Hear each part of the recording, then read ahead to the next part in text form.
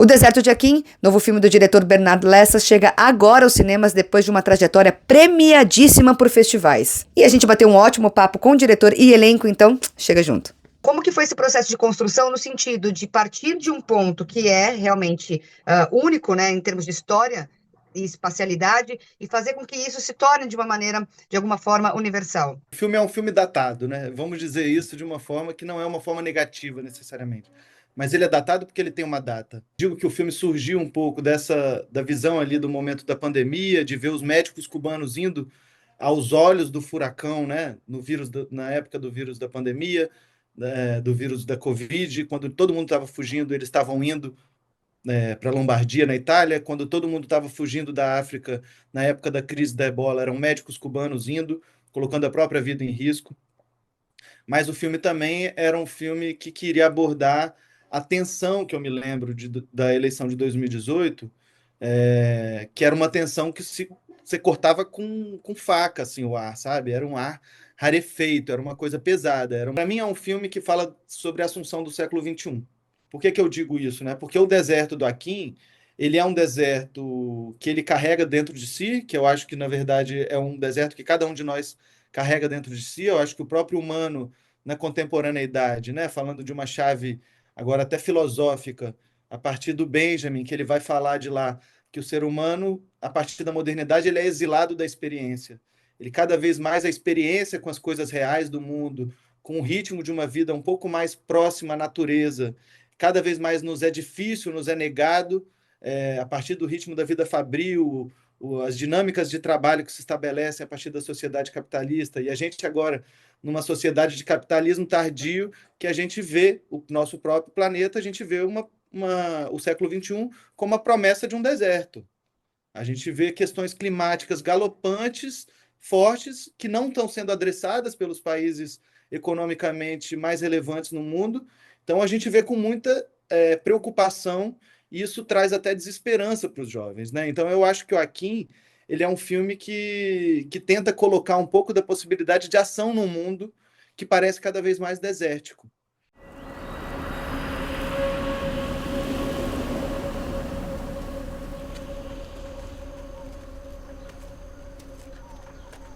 Opa! Essa é a minha filha. Sim. Qual médico aqui? É como construir um personagem tão complexo dentro desse campo de incertezas. Eu acho que é uma construção que já está feita antes de eu nascer. Eu acho que eu não tive que exatamente construir, exatamente nesse ponto eu não tive que construir muito, porque acho que é uma coisa que já está implícita no povo, na população cubana mesmo, sendo médico ou não. Então,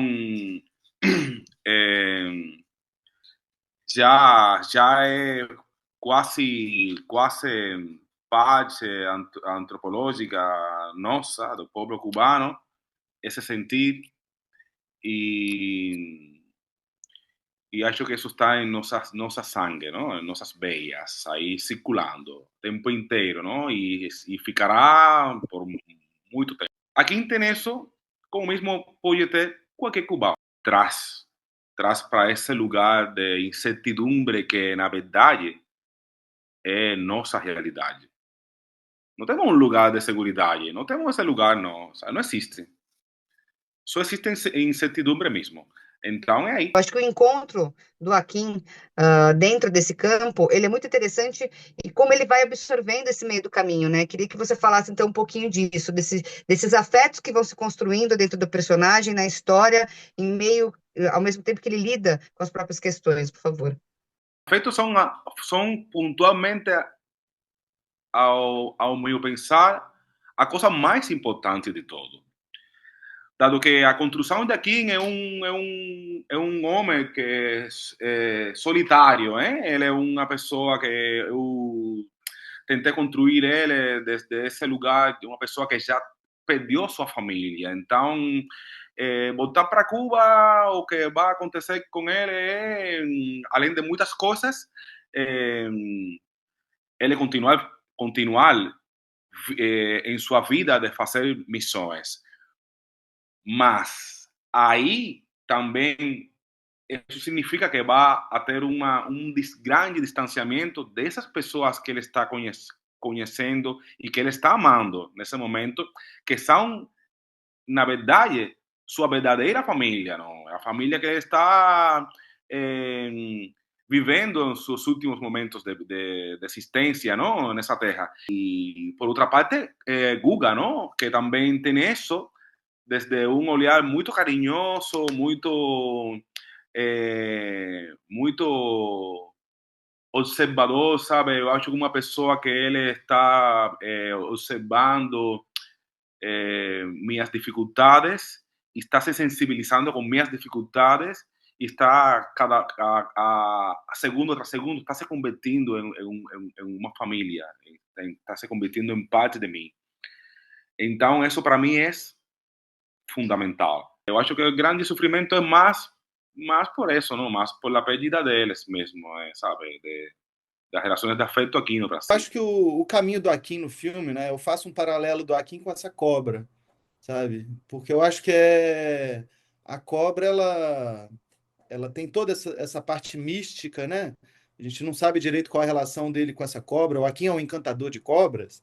Qual é essa relação dele, assim? Essa é uma parte que eu deixo para cada um estabelecer a sua relação, mas de alguma forma, essa questão do deserto, que é pessoal, que se conecta com esse deserto que vem de fora, essa solidão que a gente carrega, né, que eu acho que nos é inerentemente humana, provoca na gente. Assim, esse deserto, quando é de fora também, faz a gente cada vez mais buscar conexões. Então, o Akin é um personagem em busca de conexões. Ele é um personagem desterritorializado, nesse sentido, ele não tem mais pai, ele não tem mais mãe, ele não tem mais nenhum grande vínculo com alguém que o leve a algum lugar. Ele tem uma cubania em crise, ele é um personagem com uma cubania em crise, então, assim, não é um personagem que romantiza a volta a Cuba, muito pelo contrário. Então, é um personagem que tenta se conectar ao local, àquela paisagem, pelas relações humanas. E eu acho que tem uma. Eu não lembro de qual texto, mas eu lembro de um texto filosófico da Grécia Antiga que era: na ágora, passai a palavra ao médico, que é o mais nobre dos seres. Porque o médico por vocação, o que seria um médico por vocação? Né? Um médico por vocação é alguém que gosta de cuidar. O problema é que a gente está numa sociedade em que o ofício da medicina foi tão pervertido pelo capitalismo que a gente tem pessoas que vão para a medicina por status, pelo, pelo ganho econômico, né? A gente tem aí a gente vai falar do quê? De enfermeiras. Onde a gente vai ver essa medicina por vocação? Na enfermagem. A gente vê pessoas que gostam de cuidar de fato, assim.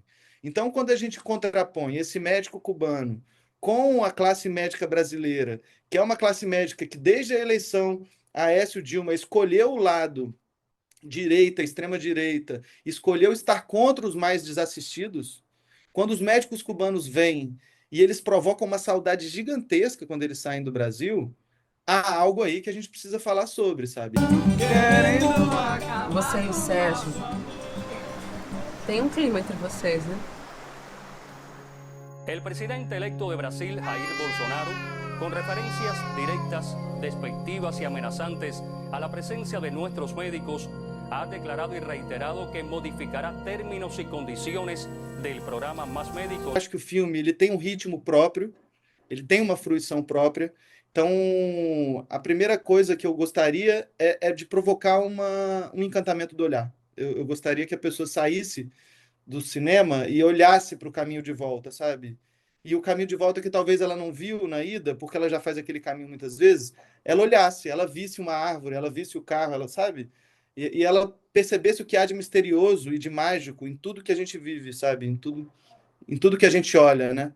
Então, num primeiro momento, para mim, a função do cinema é um pouco essa, assim, é zerar um pouco o olhar, sabe? Fazer a gente desinstrumentalizar um pouco o olhar, provocar uma parada, sabe? Eu não tenho a ilusão de que o cinema vai mudar o mundo, mas se ele mudar um pouquinho, se ele provocar uma desaceleração um pouquinho, né, nesse ritmo tão frenético que dificulta que a gente tenha relações de fato, que dificulta que a gente tenha experiências de fato no mundo, se ele provocar que a gente tenha uma desaceleração e talvez um olhar, uma conversa, isso para mim é o ouro, sabe? É isso que a gente busca quando faz um filme. No caso do Deserto de Akin também, especificamente, eu gostaria que esse debate fosse adiante, sabe? Esse debate em torno da saúde pública, em torno do que a gente quer, do que nós já vivemos e o que a gente ainda quer, o que a gente não quer mais, o que a gente pode aprender com o que a gente já viveu.